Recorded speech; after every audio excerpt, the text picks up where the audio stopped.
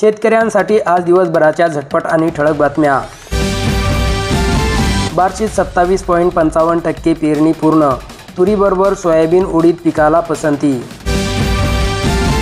वादळी वाऱ्याचा तडाखा, जिल्ह्यात शेतकऱ्यांच्या सौर पंपांचे अतोनात नुकसान, मागेल त्याला सौर पंप योजनेला मोठा झटका, पावसाळ्याच्या सुरुवातीलाच संकट।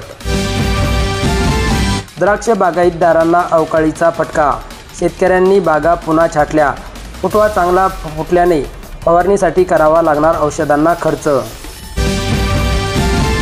बच्चू कडू यांच्याबद्दल भास्कर जाधव यांनी केलेले भाकीत सरकारने 2 दिवसातच खरे ठरवले। गुवाहाटीला गेलेल्या शिंदेच्या आमदाराबरोबर नाना पटोले यांची हात मिळवली, सांगितलं राजकारण। धान खरेदीचे उद्दिष्ट झाले पूर्ण, आता खरेदी बंद होणार। 26,000 शेतकरी धान विक्रीच्या प्रतीक्षेत, उद्दिष्ट वाढवण्याचे लक्ष्य। 26,000 शेतकरी धान वाढीच्या प्रतीक्षेत, उद्दिष्ट वाढवण्याकडे लागले लक्ष। जिल्ह्यातील शेतकऱ्यांना खताचा तुटवडा होऊ देऊ नका, जिल्हाधिकारी डॉक्टर पंचाळ यांच्या खत कंपन्यांना सूचना। कृषी मंत्र्याच्या आदेशानंतरही खत कंपन्या लिंकिंगवर आढळल्या, युरिया मिळणे अवघड। साड्यावर मूठ, मराठवाड्यात पेरणीची लगबग, संभाजीनगरात सर्वसाधारण 40 तर परभणीमध्ये सर्वसाधारण 2% पेरण्या पूर्ण। अनुदान घोटाळा प्रकरणी 10 अधिकाऱ्यांना नोटीस, 5 तहसीलदार तर 5 नायब तहसीलदारांकडून प्रशासनाने मागवला खुलासा। अतिवृष्टीमुळे बाधित शेतकऱ्यांच्या मदतीसाठी 10.73 कोटी रुपये। मराठा आरक्षणासाठी मागणी पूर्ण झाली नाही तर येत्या 29 ऑक्टोबरला मुंबईला जाऊन धडकणार, मनोज जरांगे। महाराष्ट्रातील शेतकरी बांधवांसाठी आनंदाची बातमी, राज्यात सरकारकडून पीक विमा योजनेअंतर्गत मोठ्या प्रमाणात निधी मंजूर करून दिला गेला आहे। या योजनेतील अंतिम हप्ता लवकरच शेतकऱ्यांच्या खात्यात जमा होणार आहे। आतापर्यंत राज्य सरकारने सुमारे 6,584 कोटी रुपयाचे वितरण केलेले असून अंतिम 1,000 कोटी रुपयाचा हप्ता येत्या 2 ते 3 दिवसात शेतकऱ्यांच्या खात्यावर जमा होणार असल्याचे सांगण्यात येत आहे। मी जिवंत असेपर्यंत माळेगाव सहकारीचाच राहणार, उपमुख्यमंत्री अजित पवार। राज्यात मान्सूनची वेगाने आगेकूच, शेतकऱ्यांसाठी दिलासादायक स्थिती, पावसाचा जोर कायम राहणार। राक्षस भुवन येथे वादळात सौर ऊर्जा प्लेटचा सांगळा झाला उलटा, शेतकऱ्यांचे अतोनात नुकसान। अतिक्रमित जमिनीवर शेती करू द्या, शेतकऱ्यांचे निवेदन। उचलपूर तालुक्यातील अतिवृष्टीने केळीचे मोठे नुकसान, पंचनामे करण्याचे आदेश। बोगस खते व बियाणांना आळा घालण्यासाठी सरकावले पुढारी, नागरिकांना थेट तक्रारीचे आवाहन, जिल्हाधिकाऱ्यांना दिल्यात सूचना। अतिवृष्टीमुळे बाधित शेतकऱ्यांच्या मदतीसाठी 10.73 कोटींचा निधी।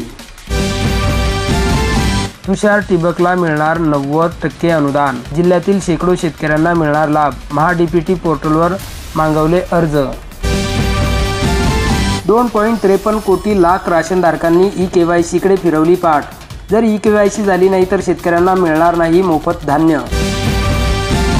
कृषी दुकानदाराकडून शेतकऱ्यांची आर्थिक लूट, युरिया खताचा कृत्रिम तुटवडा दाखवत चढ्या दराने करत आहे विक्री। कांदा निर्यात धोरणासाठी शासनदारी आवाज उठवणार, आमदार डॉक्टर देशमुख यांनी पावसाळी अधिवेशनात प्रश्न मार्गी लावू। उद्दिष्टपूर्तीनंतर खात खरेदी झाली बंद, शेतकरी अडचणीत, 15 लाख क्विंटलचे वाढवून मागितले उद्दिष्ट। खाजगी बाजारपेठेत धानाचे भाव पडले, शासकीय धान केंद्रावर वाढली आवक, 30 जूनपर्यंत सुरू राहणार खरेदी। बियाणांच्या दरात 10% वाढ, शेतकऱ्यांची आर्थिक कोंडी, गंगापूर मशागती आटोक्याचा आर्थिक गणित बिघडले, हमी भाव कमी पण इतर खर्च वाढला। भोकरदन तालुक्यात 44,700 हेक्टरवर कपाशीचा पेरा, सोयाबीन घरगुती बियाण्यांचा वापर, 1,06,742 हेक्टर होणार खरीपाची पेरणी। नैसर्गिक आपत्ती अनुदान वाटप घोटाळ्यात 10 तलाठी निलंबित।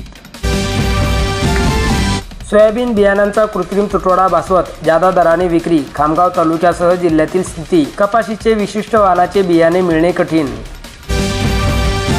नुकसानग्रस्त शेतकऱ्यांना तातडीने मदतीसाठी प्रयत्न करणार पालकमंत्री. शेतीत कृत्रिम बुद्धिमत्ता वापरण्याच्या धोरणाला मंजुरी. 500 कोटीची तरतूद. 3 वर्षानंतर घेणार फेरआढावा. जाहीरनाम्यात शेतकरी कर्जमाफीचा विषय नव्हताच. कॅबिनेट मंत्री अतुल सर्वे यांचा शेतकऱ्यांना ठेंगा. भाजपचा जाहीरनामा तपासण्याचा सल्ला. कृषीच्या अधिकाऱ्यांची चौकशी रगडली. मुख्यमंत्र्यांच्या आदेशानंतरही गती संत. कंपन्यात गुंतागुंतीचे प्रकरण. खरीप पीक कर्ज वाटपातील बँकेची उदासीनता शेतकऱ्यांच्या मुळावर. लोकप्रतिनिधी कितीही ओरडून सांगत असले तरी राष्ट्रीयकृत बँकांना पडत नाही फरक. केंद्राच्या कांदा खरेदी स्पर्धात्मक दराचा प्रभाव. प्रति क्विंटल 1435 रुपये दर जाहीर. उत्पादकांमध्ये संताप. सोयाबीन खरेदीचे नियोजन करा. राज्य कृषी मूल्य आयोगाची शिफारस. ऐनवेळी होणारी धावपळ टाळणार.